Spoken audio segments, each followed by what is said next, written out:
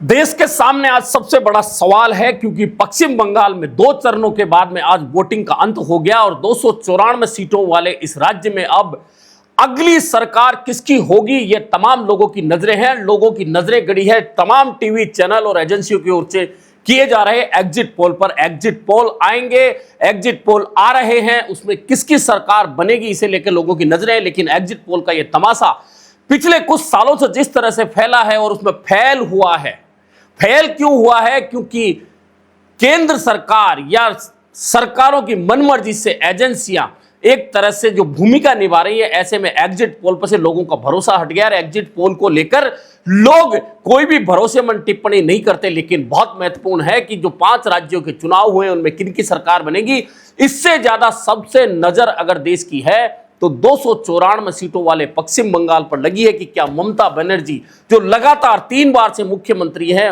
उनका राज चला जाएगा, क्या भाजपा वहां आ जाएगी और आखिरकार कैसा रिजल्ट रहने वाला है। जी हां, आज इस पर करेंगे बात। मैं हूं जर्नलिस्ट योगेश के शर्मा। अगर चैनल पसंद आए तो आप चैनल को लाइक और सब्सक्राइब जरूर करें। तो बात करते हैं पश्चिम बंगाल की। आज दूसरे चरण में 142 सीटों पर मतदान हो चुका है और यह चुनाव क्यों याद रखा जाएगा? हार जीत का पहलू बाद में आएगा, कौन जीतेगा कौन हारेगा यह बताते हैं, लेकिन यह चुनाव क्यों याद रखा जाएगा? याद इसलिए रखा जाएगा कि एक और तो महिला आरक्षण को लेकर भाजपा, कांग्रेस और तमाम विपक्षी दलों पर आरोप लगा रही है, उधर पूरी की पूरी केंद्र सरकार, प्रधानमंत्री, गृह मंत्री से लेकर तमाम लोग एक महिला मुख्यमंत्री के खिलाफ जिस तरह से उतरे हैं और कोई भी अपनी सरकार बनाने के लिए चाहे भाजपा हो कांग्रेस पूरी ताकत लगाती है। लेकिन इस बार यह चुनाव याद रखा जाएगा चुनाव आयोग को लेकर, केंद्रीय बलों के उपयोग को लेकर, किस तरह से 2.25 लाख 2,10,000 केंद्रीय सुरक्षा बलों को मैदान में उतार दिया गया, बख्तरबंद गाड़ियां, टैंकर, एनआईए। अब आप बताइए एनआईए का चुनाव में क्या काम है? लेकिन एनआईए चुनाव में उतरी हुई है, बख्तरबंद गाड़ियों का चुनाव में क्या काम है? वह उतरी हुई है। केंद्रीय सुरक्षा बल 2,10,000 उतार दिए। क्यों उतार दिए? क्या सवाल? 91 लाख वोट चुनाव से पहले हटा दिए गए। इसके बावजूद अगर बंगाल में 90%, 92%, 94% मतदान हुआ है तो इसके क्या मायने हैं, यह मायने समझने होंगे। और अब बात करते हैं चुनावी हार जीत की। तो पहले पिछले चुनाव पर नजर डाल लें, जहां ममता बनर्जी ने 210 का आंकड़ा पार किया था और लगातार तीसरी बार मुख्यमंत्री बनी थी। आपको याद होगा उस चुनाव में भी पूरी केंद्र सरकार ने ताकत लगा दी थी। प्रधानमंत्री से लेकर गृह मंत्री अमित शाह और तमाम भाजपा के नेताओं ने डेरा डाला था। लेकिन ममता बनर्जी को उखाड़ना तो दूर, आसपास भी भाजपा नहीं पहुंची, 77 पर सिमट गई थी। लेकिन यह भी उपलब्धि थी क्योंकि भाजपा 2 सीटों से 77 तक पहुंची थी। यह बड़ी बात भाजपा के लिए थी। ऐसे में लोगों की नजरें इस बार क्या भाजपा 77 का आंकड़ा 150 तक ले जाएगी, यानी कि सीधा दोगुना ले जाएगी। अब दुगुना ले जाएगी तो उसके लिए उसे कितने वोटों की जरूरत होगी? अब इसमें एसआईआर की बात करते हैं। एसआईआर पश्चिम बंगाल में बहुत महत्वपूर्ण भूमिका निभाएगा, यह तय मान के। भूमिका बिहार के चुनाव में भी निभाई थी एसआईआर ने, लेकिन वहां एसआईआर जो हुआ उसमें भाजपा को फायदा मिला, नीतीश कुमार को फायदा मिला और आरजेडी, कांग्रेस यानी इंडिया गठबंधन, महागठबंधन हार गया। उस चुनाव में जो आरोप लगे वैसे आरोप पश्चिम बंगाल में अभी तक सामने नहीं आए हैं, लेकिन 91 लाख वोट काटने का जो इफेक्ट है वह इस चुनाव में नजर आने वाला। आप सोचिए 91 लाख वोट काटे जाने के बाद भी अगर 90 से 94% तक वोटिंग हो रही तो इसका मतलब समझिए कि पश्चिम बंगाल का मतदाता कितना ज्यादा जागरूक है कि वह पूरे देश के किसी भी हिस्से में था, वह वोट डालने इसलिए गया कि कहीं उनका नाम नहीं हट जाए, उनका नाम नहीं कट जाए और उन्हें कहीं घुसपैठिया नहीं साबित कर दिया जाए, इसलिए वोट करने वहां पहुंचा है। यह सबसे बड़ा इफेक्ट पश्चिम बंगाल के चुनाव में होगा। अब बात करते हैं हार जीत की।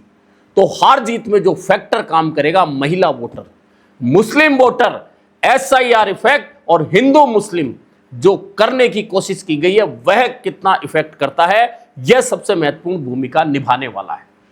लेकिन इधर भाजपा की रणनीति ममता पर हमलावर होने की थी, ममता के खिलाफ नैरेटिव सेट करने की थी कि ममता गुंडागर्दी करवाती है टीएमसी से, ममता बनर्जी राज्य का विकास नहीं होने दे रही, ममता हिंदू विरोधी है, यह नैरेटिव सेट करने की कोशिश की। लेकिन पश्चिम बंगाल से जो भी तस्वीर उभर कर आई है 2 चरणों की वोटिंग के बाद, उसमें एक बात तो बहुत स्पष्ट है कि पश्चिम बंगाल के चुनाव में हिंदू मुस्लिम को जो मुद्दा बनाने की कोशिश की थी वह पूरी तरह धराशायी हो गया। क्यों हो गया? क्योंकि प्रत्यक्ष उसका उदाहरण है कि शुभेंदु अधिकारी जहां भी प्रचार करने जाते थे जय श्री राम का नारा लगाते थे, सामने मतदाता खड़ा होकर जय बांग्ला बोलता था। यानी ये जय बांग्ला का जो नारा है वह कहीं ज्यादा इफेक्टिव जय श्री राम पे रहा। और सायोनी घोष जो ममता बनर्जी के बाद में सबसे ज्यादा प्रचार कर रही थी, टीएमसी का सबसे ज्यादा देखी गई, सबसे ज्यादा सुनी गई, उन्होंने जो एक भाषण दिया था, उनसे जब पूछा गया कि जय श्री राम यहां कितना असर करेगा, तो सायोनी घोष का जवाब बहुत अच्छा था। उन्होंने कहा था जय श्री राम आस्था है, जय श्री राम में हमारी भी आस्था है, लेकिन जय श्री राम चुनावी मुद्दा नहीं हो सकता, जय श्री राम चुनाव में काम नहीं कर सकता, जय श्री राम सिर्फ आस्था का विषय है, हमारी भी आस्था है, लोगों की आस्था है, लेकिन यह चुनावी मुद्दा नहीं है। ऐसा कहकर उन्होंने इस बात की हवा निकाल दी थी कि जय श्री राम के जरिए हिंदू मुस्लिम नैरेटिव सेट किया जाए। और उधर ममता बनर्जी जिस तरह से मंच पर खड़े होकर दुर्गा पाठ सुना रही थी, क्या भाजपा का कोई भी नेता दुर्गा पाठ खड़े होकर बोल सकता था?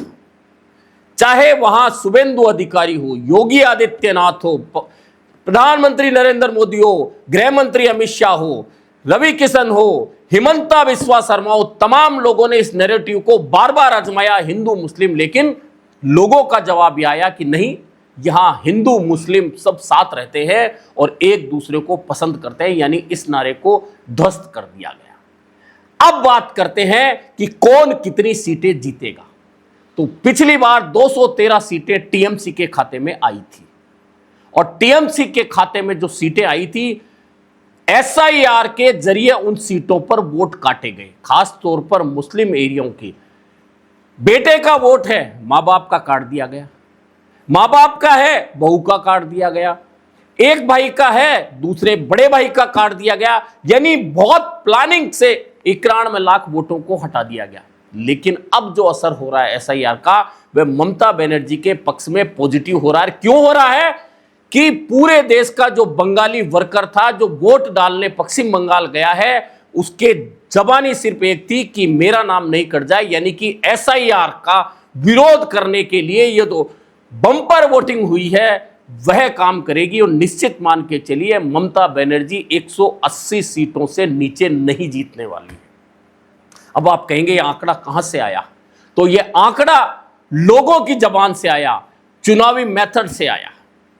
जिस तरह का वोट, क्योंकि जब बम्पर वोटिंग होती है उसके 2 कारण होते हैं। एक कारण होता है किसी सरकार को हटाने का, लेकिन जब वोटिंग बढ़ती है तो 1 या 2% बढ़ती है, लेकिन 11 से 12% ज्यादा वोट डालने लोग आए हैं। एक व्यक्ति विदेश से आता है और वह कहता है कि मैं 25,000 का टिकट लेकर वोट डालने आया हूं, कहीं मेरा नाम नहीं कट जाए। यानी बहुत स्पष्ट हो गया कि वह व्यक्ति एसआईआर के खिलाफ वोट डालने आया है। ऐसे में ममता बनर्जी ने जो रणनीति अपनाई, भाजपा ने जो रणनीति है उसका काट खोजते हुए महिला वोटर को टारगेट किया। डर का वातावरण जो भाजपा ने बनाया, डर का वातावरण बनाने का आरोप टीएमसी पर था, लेकिन भाजपा ने केंद्रीय बल उतारे। जिस तरह से केंद्रीय बलों में उन अधिकारियों को आगे किया गया पर्यवेक्षक बनाकर जो यूपी कैडर के थे, एक अधिकारी अजय के जिस तरह से वीडियो आए, लोगों को धमका रहे, उनके खिलाफ एफआईआर हो गई। उनका नाचते हुए वीडियो महुआ मोहित्रा ने नर्तकियों के साथ में सोशल मीडिया पर वायरल कर दिया। वहां लड़ाई बाहरी बनाम स्थानीय हो गई, यानी बांग्ला बनाम अदर्स। और यह लड़ाई निश्चित तौर पर ममता बनर्जी को कहीं मजबूत करती नजर आई। और अब इसके बावजूद इतना करने के बावजूद भी अगर पश्चिम बंगाल में बीजेपी नहीं आ रही है तो यह तय मान के चलिए पूरे देश में एक माहौल खड़ा हो जाएगा कि तमाम ताकतें लगाने के बावजूद, और चुनाव आयोग की तो क्या कहें, क्या साख थी हिंदुस्तान के चुनाव आयोग की, और ज्ञानेश कुमार ने क्या साख बना दी। ज्ञानेश कुमार बार बार पश्चिम बंगाल जा रहे हैं, लोग उनके लिए गो बैक के नारे लगा रहे हैं, यानी कि जनता कह रही है कि चुनाव आयोग भाजपा के लिए प्रचार कर रहा है, चुनाव आयुक्त प्रचार करने आए हैं। यह आरोप ही इस बम्पर वोटिंग को बढ़ा रहा है, और निश्चित मान के चलिए भाजपा को फायदा होगा, लेकिन कितना होगा। 77 से 100 पे पहुंचेगी, 110 पे पहुंचेगी, 115 पे पहुंचेगी, 90 पे रह जाएगी। यह सिर्फ देखना है कि भाजपा बढ़ती कितनी है, क्योंकि ममता घट रही है, यह तय है, लेकिन कितना घट रही है। 25 से 30 सीटों का नुकसान ममता बनर्जी को होने वाला है, लेकिन यह तय मान के चलिए, तमाम एग्जिट पोल आप देखते रहिए, लेकिन आज जो आंकड़ा मैं बता रहा हूं 175 से 180 सीटों पर ममता बनर्जी फिर से आकर चौथी बार मुख्यमंत्री बनने जा रही है। इसके अलावा बाकी स्टेटों में जो हो रहा है बहुत क्लियर है। आसाम में बीजेपी रिपीट करेगी, तमिलनाडु में डीएमके और कांग्रेस का गठबंधन, केरल में यूडीएफ आने वाली है। यह चुनाव परिणाम कहीं नहीं बदलने वाला, असल परिणाम पश्चिम बंगाल का है, पूरे देश की नजर है, क्योंकि बंगाल के जरिए लोगों की सहानुभूति ममता बनर्जी के साथ में पूरे देश की जुड़ गई है, और लोग कहते हैं एक शेरनी है जो लड़ रही है। यह सहानुभूति ही कहीं ना कहीं ममता बनर्जी के लिए जीत का रास्ता तय करती नजर आ रही है।